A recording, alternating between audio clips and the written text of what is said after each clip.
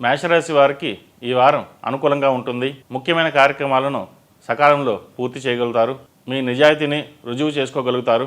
పరోపకార బుద్ధిని కలిగి ఉంటారు. ఉచిత సలహాలను ఇవ్వడం, తీసుకోవడం రెండూ కలిసి రావు. వ్యాపారపరంగా లాభాలు రొటేషన్ రూపంలో ఉంటాయి. సంతాన పురోగతికి మీరు చేసిన కృషిని గోప్యంగా ఉంచుతారు. బ్యాంకు రుణాలను తీరుస్తారు. ఈ విషయంలో మీకు గతంలో ఉన్న ఆందోళన తొలగిపోతుంది. నూతన పెట్టుబడుల విషయంలో నిదానం అవసరం. ఆరోగ్యం, వాహనాల విషయంలో మెలకు అవసరం కూడా. కుటుంబంలో శుభకార్యాల ప్రస్తావన ఉంటుంది.